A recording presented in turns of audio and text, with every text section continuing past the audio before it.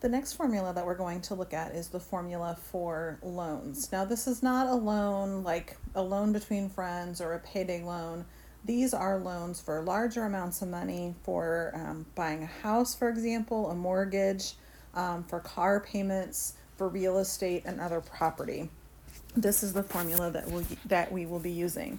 So you can see that it's written down there. P is the principal. Now in this case, that is the amount of the loan, how much money you are borrowing. R is the regular monthly payment amount. So this is your bill. If you are the one borrowing the money that you're going to be paying every month. R is the interest rate in decimal form.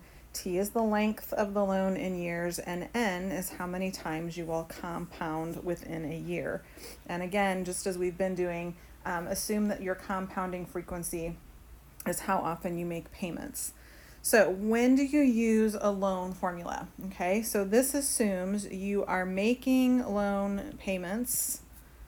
Okay, so you are making payments of some sort on a regular schedule. Okay, typically that's going to be every month for mortgages and car payments and things like that. There are some instances where that is not the case, but it's a much rarer occurrence.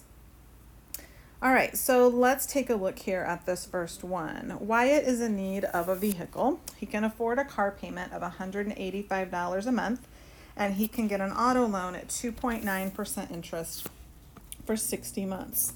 How much can he spend on a vehicle? So what we're looking for is the principal, how much the loan amount can be. His regular monthly payment is $185. That's what he can afford.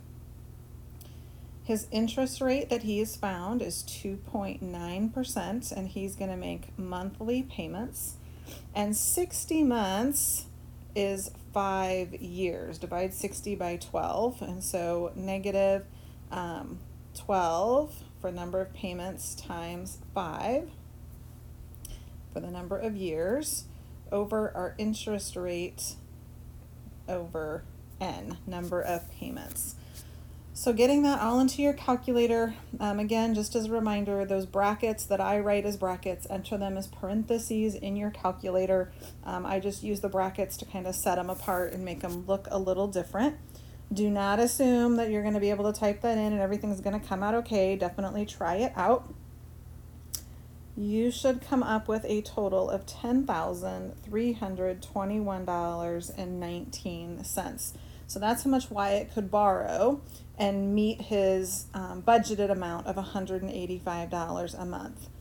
Now, in terms of how much Wyatt will pay in interest, when you take out a loan, you pay back more than what you borrowed. That extra money is the interest.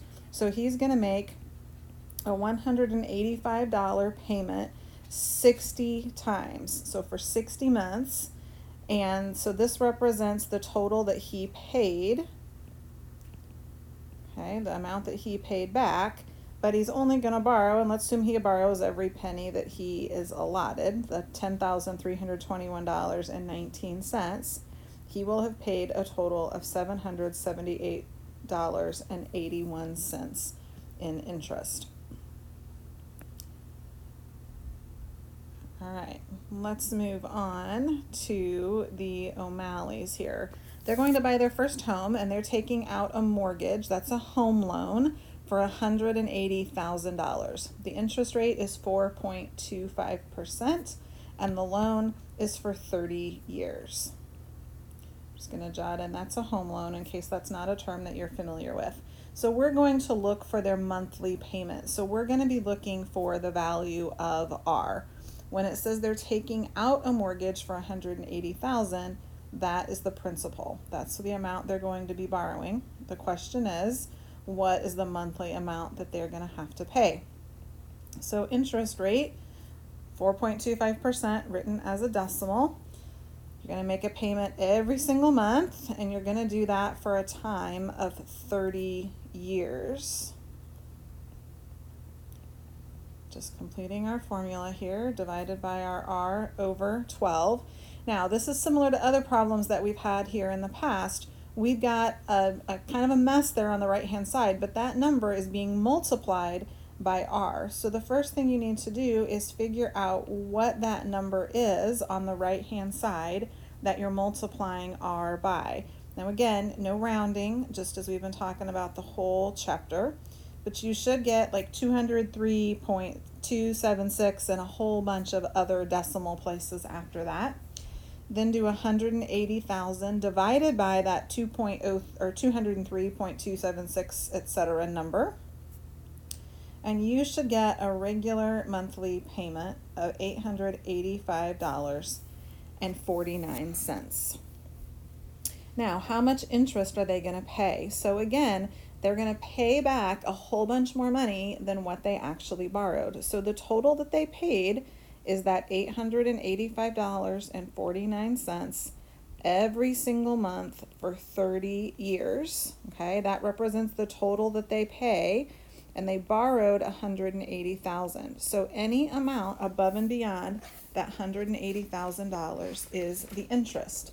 By the time you calculate that, you will find out that they have paid back $138,776.40 in interest. So yes, they're paying back almost as much in interest as they actually borrowed for the house itself.